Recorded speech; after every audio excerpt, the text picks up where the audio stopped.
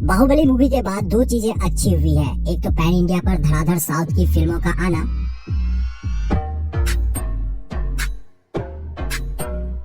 जैसे कि इस बार भी पुष्पा, RRR, KGF चैप्टर 2 का छप्पर फाड़ कमाई हमें देखने को मिला था। दूसरी, बाहुबली ने ऑडियंस को ये बताया कि रियल और रीमेक में क्या फर्क है।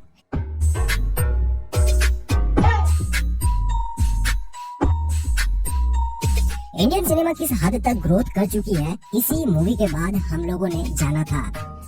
बाहुबली सीरीज इंडिया की टॉप ग्रोसिंग मूवी है। 10 जुलाई 2015 को SS राजामौली के निर्देशन में यह मूवी आई थी, जिसके लीड एक्टर प्रभास थे। उन्होंने अमरेंद्र बाहुबली का कैरेक्टर प्ले किया था। इसके अलावा अनुष्का शेट्टी, तमन्ना भाटिया, राणा दग्गोबाती जैसे बड़े बड़े स्टार कास्ट भी हमें देखने को इस मूवी में मिले थे।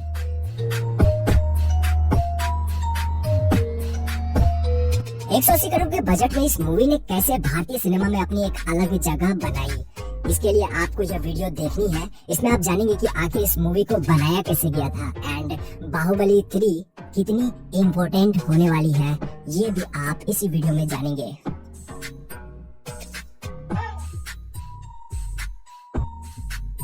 यह महिष्मती साम्राज्य का सीन है। एक्चुअली है तो एक स्टूडियो, बट इसे बनाने में मेकर्स ने कोई कमी नहीं छोड़ी थी। यहाँ महल, बड़ी बड़ी मीनारें, चबूतरे सब मौजूद थे। यह सेट रामोजी फिल्म सिटी के अंदर ही बना है और यह बाहुबली सेट अभी भी एग्जिस्ट करता है, जिसे देखने हजारों लोग everyday Ramoji film city Hyderabad जाते हैं।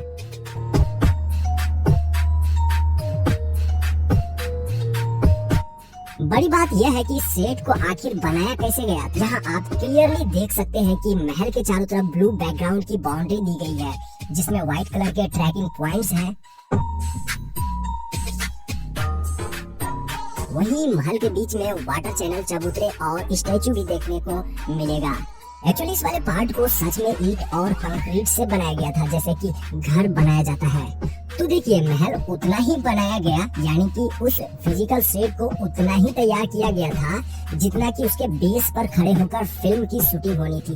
बाकी वो चीजें जो बैकग्राउंड में आपने देखा था वो एक्चुअली VFX और CGI ही है।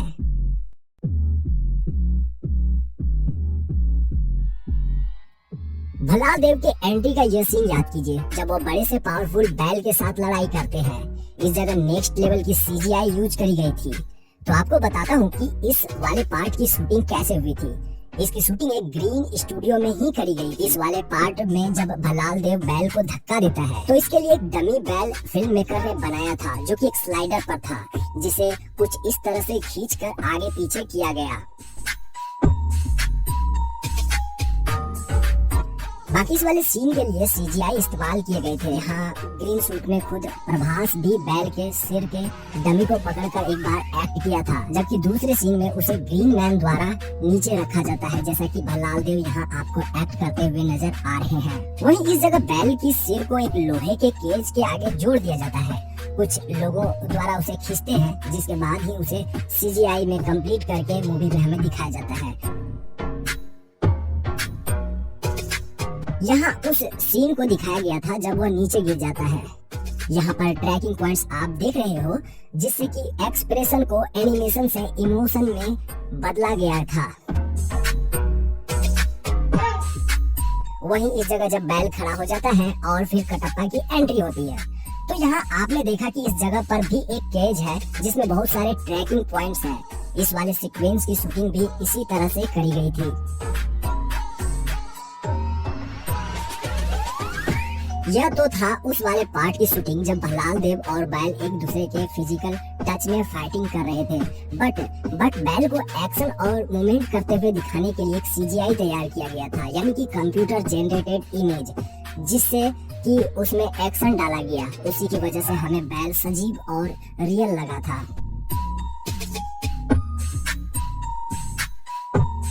बाहुबली द बिगिनिंग के दीवारा सॉन्ग का ये मेकिंग वीडियो है, जहां आप प्रभास को एक बड़े वाटरफॉल को छलांग लगाते हुए देखते हो। तो आप यहाँ देखेंगे कि वह किस तरह से इसकी शूटिंग कर रहे थे। जब वह आखिरी में माउंटेन के टॉप पर पहुँचते हैं तो उसे कैसे शूट करा गया था। इस वाले पार्ट की शूटिंग रामोजी फिल्म सिटी के अंदर बने VFX स्टूडियो में किया गया था। हालांकि यह VFX स्टूडियो पूरी तरह से ओपन था। VFX स्टूडियो में इस जगह एक्ट्रेस खड़ी थी, उसकी शूटिंग के लिए फिजिकल सेट बनाए गए थे, जबकि बैकग्राउंड में आप ब्लू कलर की बोर्ड देख सकते हो जिसमें कि कुछ ट्रैकिंग पॉइंट्स भी बने हैं। वहीं तमन्ना जिस बेस पर खड़ी है वह भी एक फिजिकल सेट है। माउंटेन को बनाने के लिए लोहे और चादर की बेस पर कंक्रीट, रबर और कार्डबोर्ड से माउंटेन जैसा एक डमी बनाया गया था। वहीं आप कुछ पेड़ों को भी यहाँ देख रहे हो जो कि आर्टिफिशियल है। जहाँ तमन्ना खड़ी है उसके ऊपर क्रू मेंबर्स बड़े बड़े पाइप से पानी छोड़ रहे हैं, जिससे कि वाटरफॉल इफेक्ट मूवी में हमें देखने को मिले।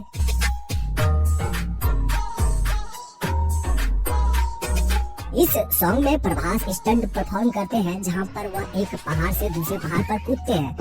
आपने मूवी में एक माउंटेन से दूसरे माउंटेन पर बाहुबली को कूदते हुए तो देखा ही था, जिसके बीच काफी डिस्टेंस था, लेकिन आपको हैरानी होगी कि इस सीन को बड़े आराम से शूट कर लिया गया था। जी हाँ, मेकर्स को केवल 2 पहाड़ के टीले बनाने पड़े थे, बाकी बीच में ग्रीन बैकग्राउंड आप देख रहे हो। वहीं प्रभास को एक टीले से दूसरे टीले में कूदने के लिए रस्सी से सपोर्ट भी दिया गया था, जिससे कि वह आसानी से एक्शन परफॉर्म कर सके। आफ्टर शूटिंग इस पार्ट को VFX के माध्यम से बैकग्राउंड रिमूव कर दिया गया था, जबकि वाटरफॉल को दिखाने के लिए उसमें एनिमेशन भी ऐड करे गए थे। बाहुबली द बिगनिंग का यह वाला सीन काफी पावरफुल था, जिसमें कि प्रभास की ताकत का अंदाजा उनके इस सीक्वेंस से पता लगता था, जब वो शिवलिंग को उठाकर वाटरफॉल के पास रखते हैं। एक्चुअली आप यहाँ शिवलिंग देख रहे हैं, वो जो है वह कार्डबोर्ड के बने थे, जिसे कि आसानी से होल्ड किया जा सकता था। यह केरला का वाजाचल वाटरफॉल है। एक्चुअली यह भारत का सबसे बड़ा और मोस्ट फेमस रॉक गार्डन भी है। शूटिंग करते वक्त यहाँ काफी दिक्कतें आई थी। एक तो वाटरफॉल इतनी तेज थी कि उन्हें एक दूसरे की आवाज सुनाई नहीं पड़ती थी, जिसके कारण राजा मौली सर को रोल समझाने में काफी दिक्कतें होती थी। वहीं दूसरी तरफ यहाँ मौसम भी अनप्रिडिक्टेबल था, यानी कि कभी भी बारिश होने लगती थी, जिससे कि शूटिंग में काफी प्रॉब्लम हुई थी। बट फाइनली जो सीन निकल कर आया वह काबिल तारीफ था।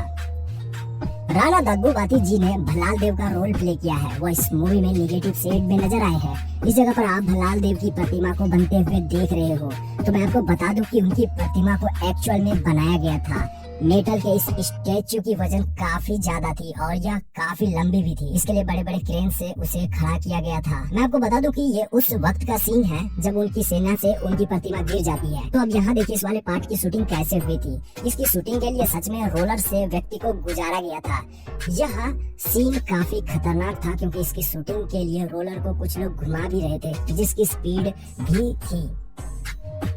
यह सीन उस वक्त का है जब राजमाता बाहुबली को माहिष्मती के दरबार में लाती है। उस वक्त कुछ लोग इसका विद्रोह करते हैं, तभी कटप्पा की एंट्री होती है वहाँ पे। मैं आपको बता दूं कि इस सीन को मूवी में तो आपने कुछ इस तरह से देखा था, बट इसका रियल शूटिंग लोकेशन काफी अलग था। चारों तरफ से ग्रीन बैकग्राउंड में बना यह स्टूडियो काफी अजीब लग रहा है, या यूं कह लीजिए कि पूरी तरह से ग्रीन स्टूडियो ही है।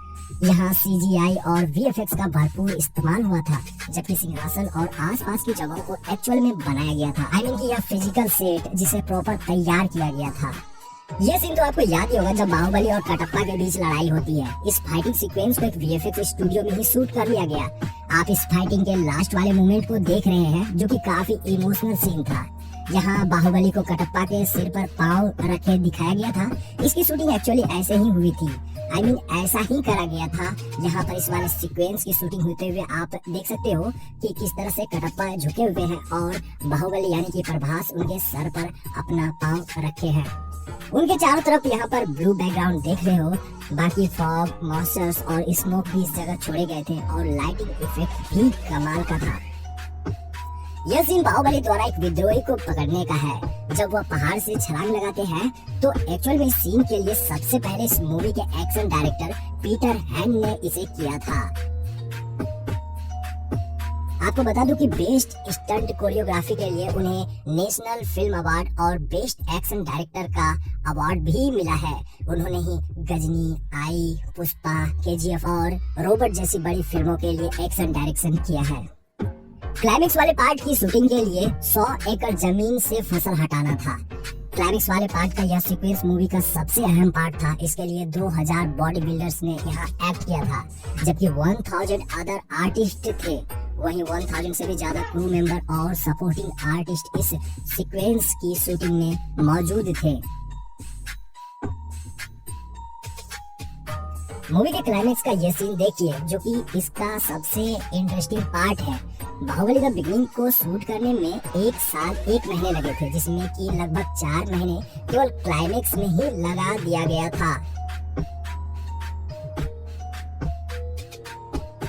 कमला कन्नन की मकुता वीएफएक्स कंपनी ने इस मूवी का वीएफएक्स वर्क संभाला था।